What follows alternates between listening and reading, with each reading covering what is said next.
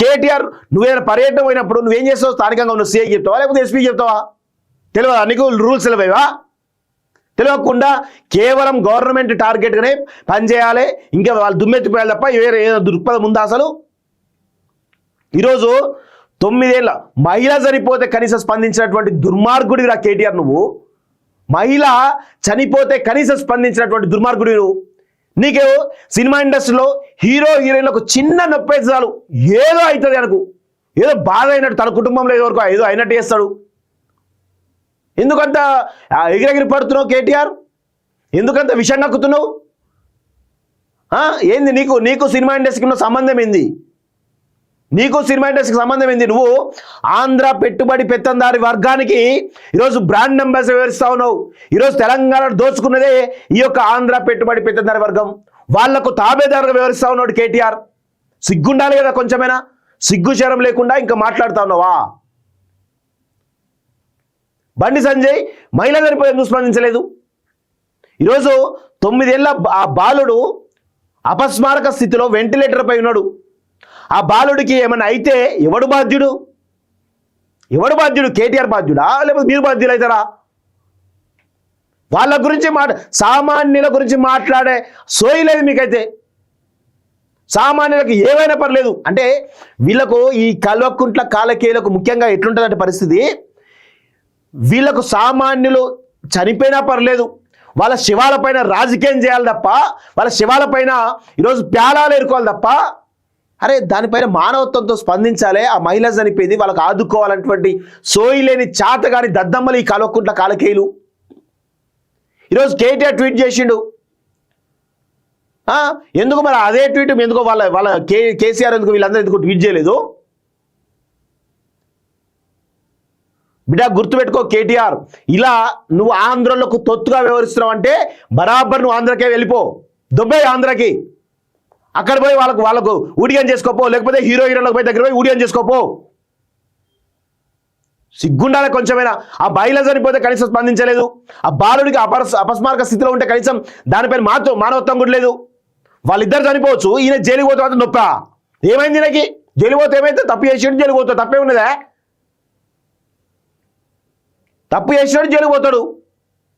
ఈరోజు ఏదో అయిపోయింది అన్నట్టుగా మాట్లాడుతూ ఉన్నాడు కేటీఆర్. బీఆర్ఎస్ వాళ్ళంతా కూడా కనీసం చట్టాలను గౌరవించి నేర్చుకోండి. చట్టం ఈరోజు పోలీస్ డిపార్ట్మెంట్ తన పని తాను చేసింది. ఏం చేసింది? నోటీసులు ఇచ్చింది, రిప్లై ఇవ్వకపోతే అరెస్ట్ చేసింది. రిప్లై ఇవ్వాలి కదా చట్టం ప్రకారం.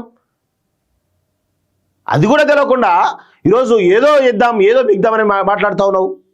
దీనిలో రాజకీయ కోణం ఏముంటుంది? ఈరోజు బరాబర్ ఈ పోలీస్ డిపార్ట్మెంట్ తీసుకున్నటువంటి నిర్ణయం కూడా సరి అయినదే.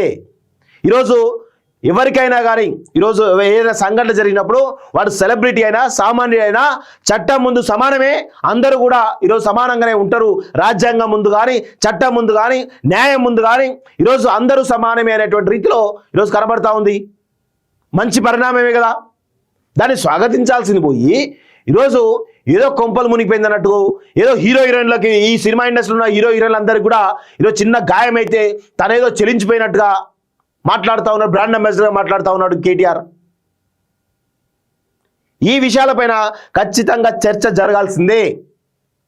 దయచేసి మిత్రులారా మీరు కామెంట్ చేయండి. అల్లు అర్జున్ అరెస్ట్ విషయం సరి అయినదా కాదా అనేది ఒకసారి కామెంట్ చేయాల్సిందే కోరుతా ఉన్నాం. ఇప్పటికైనా కానీ భారతీయ జనతా పార్టీ ఎవరు స్పందించలేదు, మీరెందుకు స్పందిస్తున్నారు బండి సంజయ్ గారు? నాకు అర్థం కాదు.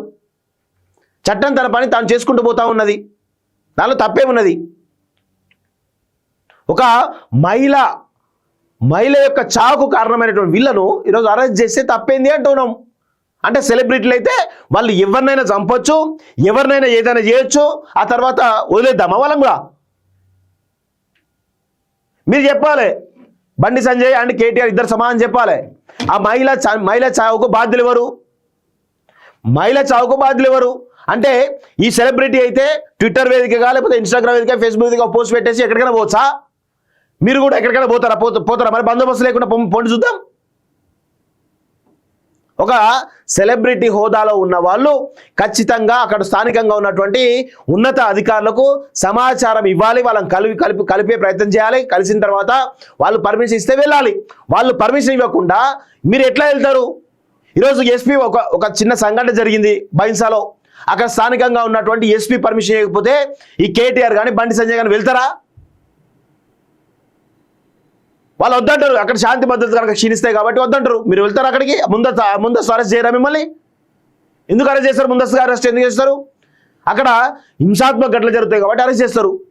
ఈరోజు ఆ సోయి కూడా వీళ్ళకి లేదా? ఆ నేర్పరా మీరు? కనీసం దాన్ని మీరు ఎట్లా సమర్థిస్తారు?